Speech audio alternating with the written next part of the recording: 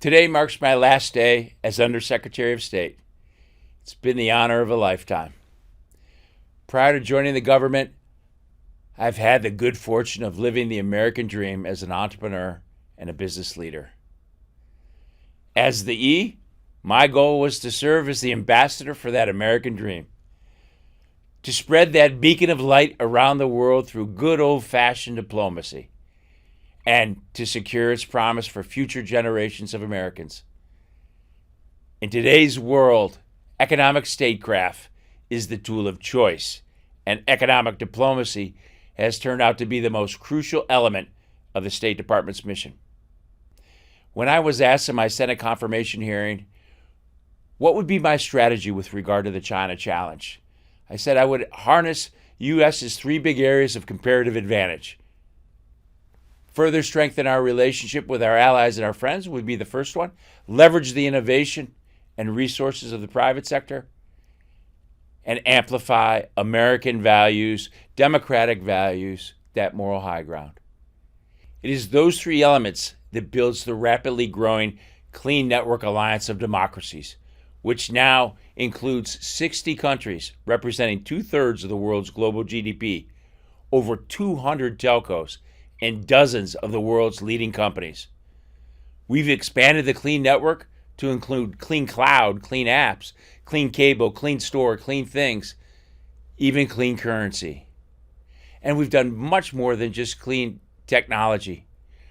We've got a clean infrastructure with clean financing, clean energy with clean minerals, and clean supply chains with clean labor practices.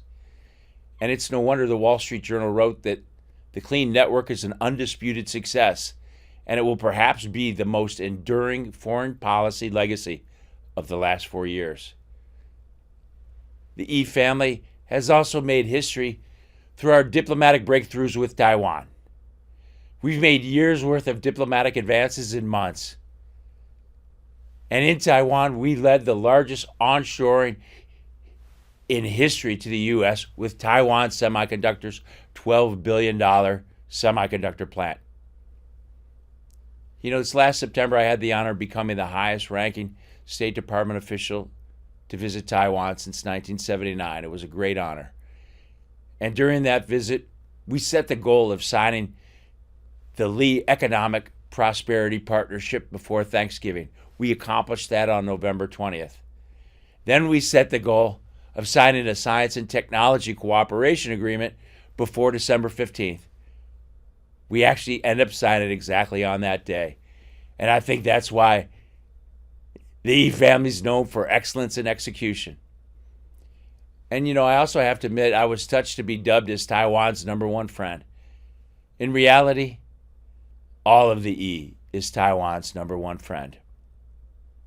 And we've also proven our economic prowess by expanding our embassy deal teams and launching the DC Central Deal Team.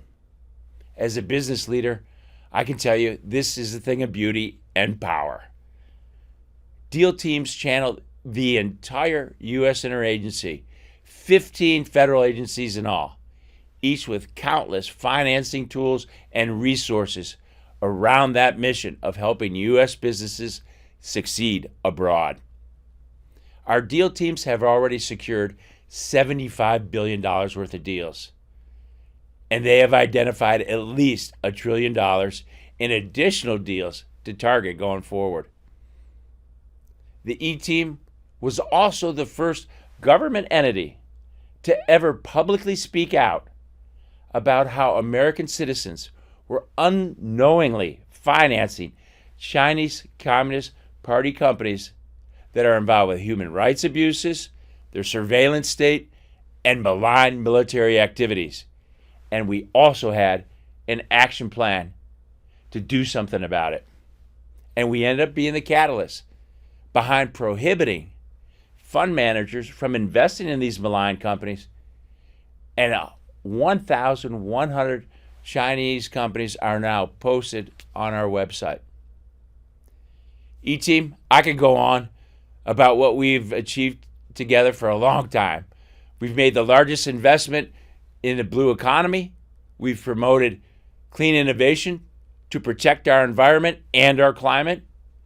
We've brought about a national reckoning on human rights abuses by sending letters to every university board and every CEO in America. We have proven the power of economic diplomacy. And all of you have proven, certainly to me and to the world, that service isn't just a job, it's a calling, and the highest calling there is. And that's why I tell my friends in Silicon Valley, just like when you see a military person who's serving in the military, when you see a career foreign or civil service officer, you thank them for their service. For me, taking the job of undersecretary wasn't a career move. It was about giving back to this country that has given so much to my family and to me. It was personal. And this reminds me of one of my favorite poems of all time. It's called The Man in the Glass. When you get what you want in your struggle for self, and the world makes you king for a day, just go to a mirror and look at yourself and see what that person has to say.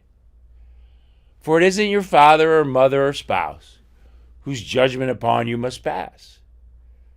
The person whose verdict counts most in your life is the one staring back from the glass. They're the one to please, never mind the rest, for they're with you clear up to the end, and you've passed your most dangerous, difficult task if the man in the glass is your friend.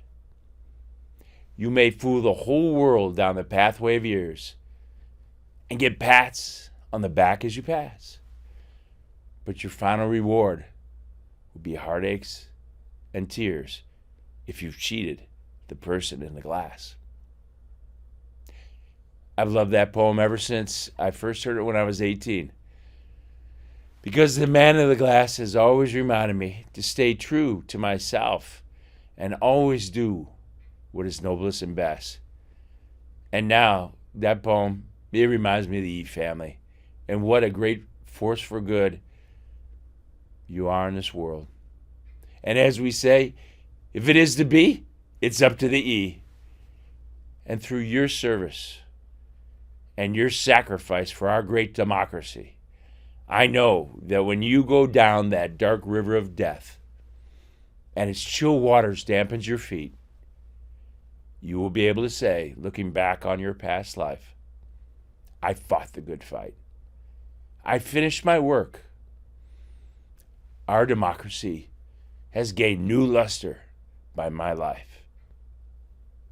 Bidding you Godspeed, my brothers and sisters, I greet you forever in the sacred bonds of the E.